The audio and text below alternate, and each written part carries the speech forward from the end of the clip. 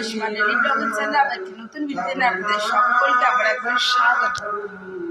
আশা করি আপনারা সকলে বেশ ভালো আছেন, সুস্থ আছেন। আমিও বেশ ভালো আছি। আর এখন সময় হয়ে গেল 11:05, আর আমি সেই সকাল থেকে দেখুন এটা লাইভ চলছে মহাকালেশ্বর মন্দিরে ভিডিওটি, এটা লাইভ চলছে এখন। সেই 9:30 থেকে চলছে, প্রায় 9:35-এর আগে থাকতেই চলছে। আমি তখন চালিয়েছি, তখন থেকে দেখছি এটা লাইভ চলছে। মহাদেবকে সাজানো হলো, পুজো হলো, ফের আবার সমস্ত কিছু খুলে ফেলে আবার নতুন করে পুজো হচ্ছে। আমি ওটাই দেখছিলাম, আর এদিকে সঙ্গে সঙ্গে আমি আমার পুজোটাও সকাল সকাল ছেড়ে নিয়েছি। তো চলো আজকে ব্লগটা এখন থেকে শুরু করা যাক। আজকে হয়ে গেল শনিবারের সকাল, আর আজকে বিধিকে স্কুল পাঠাইনি, কন্টিনিউ পরীক্ষাগুলো দেওয়ার পর আজকে তো কোনো ছুটি দেয়নি, ঠিক কথা, কিন্তু আমি আজকে স্কুল পাঠাইনি, আজকে স্কুল যাইনি, আজকে ঘরেই আছে। তো চলো আজকে ব্লগটা যখন থেকে শুরু করি। মিঠির বাবা চলে গেছে সকাল সকাল নিজের কাজে, আর আমি এবার দুটি কিছু খাবার বানাবো, আমরা মা বেটি খাবো। আর আমার কি ভালো লাগছে মহাকালেশ্বরের পুজোটা দেখতে, আমার খুব ইচ্ছা মহাকালেশ্বর মন্দির যাবার। জানি না আমার জীবিত অবস্থায় ভগবান আমার এই ইচ্ছাটি পূরণ করবে কিনা। তো চলো, তোমাদের সঙ্গে এদিকে পুজো হয়ে গেছে, একবার ঠাকুরকে দর্শন করিনি। ওইদিকে আমার কর্পূরদানি জ্বলছে, এদিকে প্রদীপ জ্বলছে। চলো সামনে নিয়ে যাও।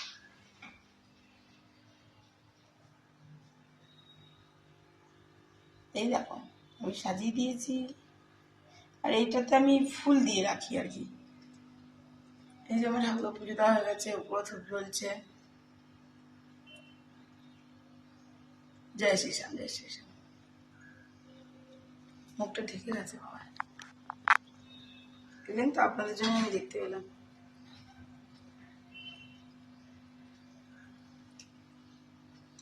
চলুন তাহলে, এই যে ঘড়িতে দেখাচ্ছে এখন 11:05। আজকের ব্লগটা এটাতে পেঁয়াজ টিয়াজ ডিম কিচ্ছু নেই, এটা আমি খাবো, বাকিটা তুলে রেখে দেবো। আর এখানে মিঠির জন্য দিয়ে দিয়েছি দেখো ডিম, পেঁয়াজ ভেজে ওটা ছেড়ে দিয়েছি।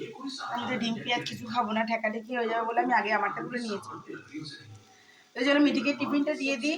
আর এই দেখো আজকে আমাদের হবে দুপুরবেলার লাঞ্চে রুটির সঙ্গে আলু ভেন্ডি ভাজা আর পটল ভাজা।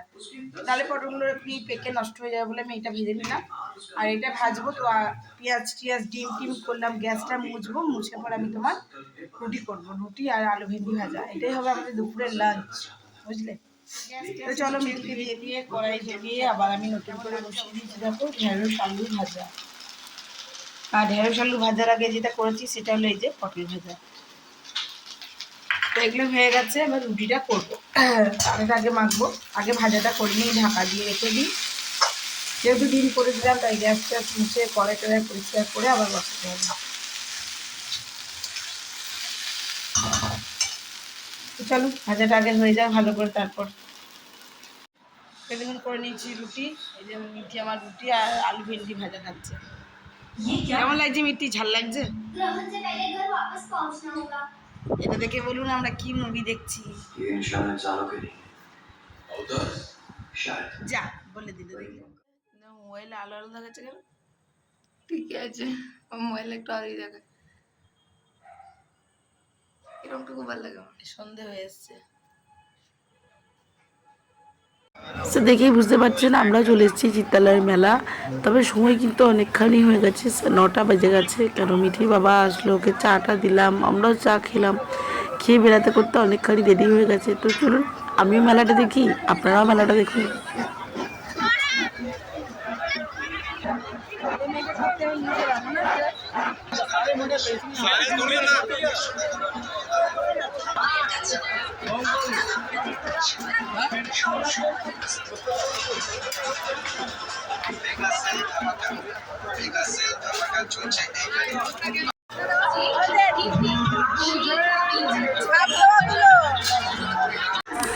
মেলাতে আসবে বাদাম ভাজা খাবে না, এত মানে এটা তো দেখা যায় না, এটা করে বিরল, তাই না? মেলাতে বাদাম ভাজা, আর মেলা মানেই মানুষের ভিড় আর জিনিসের তো সম্ভার।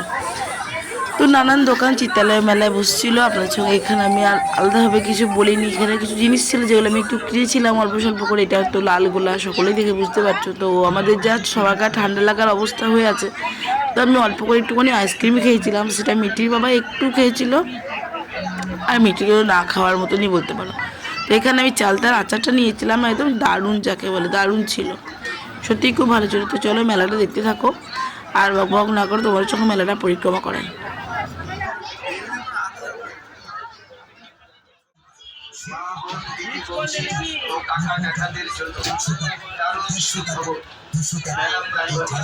আপনাদের পরিষেবা দিতে চলছে ধামাকা অফার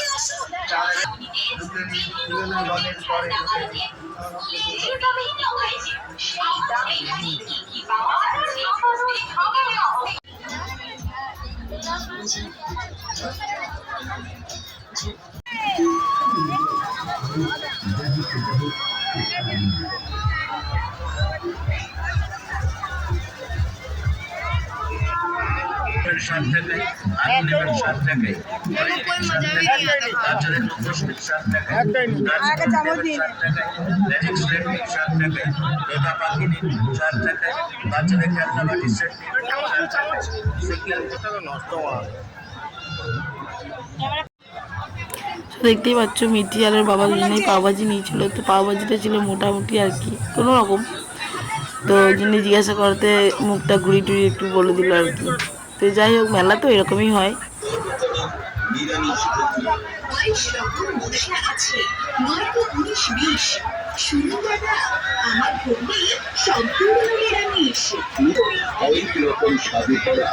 টক ঝাল আর মিষ্টি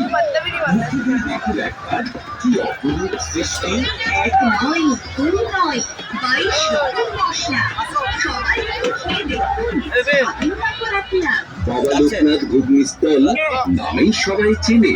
টেস্টি টেস্টি ঘুগনি খেতে আসুন এই খালে। নিরামিষ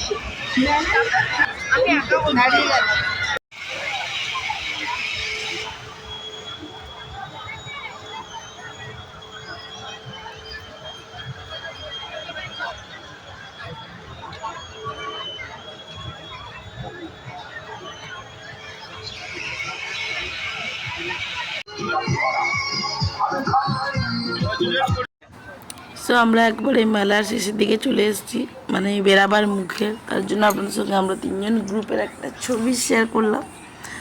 আর মিঠি বাবা তুলতে চাইছিল না, তাই ইচ্ছা করেই তুললাম আর কি। তো চলো জিলাপির দোকানে জিলাপি কিনি গা।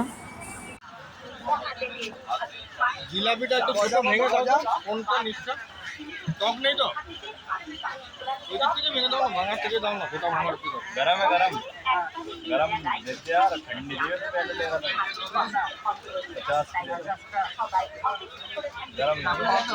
সো বাড়িতে আমি অনেকক্ষণ চলে এসেছি, প্রায় ওই 10:30 15টা। আর দেখো অনেক রকমের পাঁপড় আমি নিয়ে এসেছি। আর মিঠি খুব মানে তোমার সাবুর পাঁপড় খুব ভালোবাসে, এখন বলছে মা ভেজে দাও। ও আর এসে কিছু খায়নি, পাওভাজি খেয়েছিল ও আর বাবা। এই যে গাঠিয়া নিয়েছিলাম, জিলাপি নিয়েছিলাম, গুড় গাঠিয়া, চিনি গাঠিয়া, তারপরে চালতার আচার। চালতার আচারটা আমার বরাবরই খুব প্রিয় একটা জিনিস।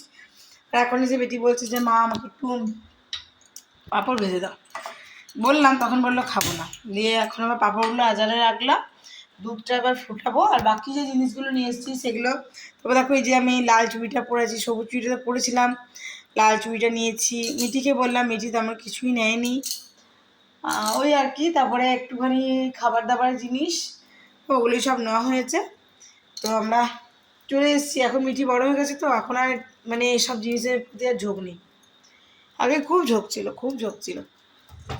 তো চলুন তবে মেলার ব্লগ শেয়ার করলেও আপনাদের সঙ্গে যতটা সম্ভব হলো।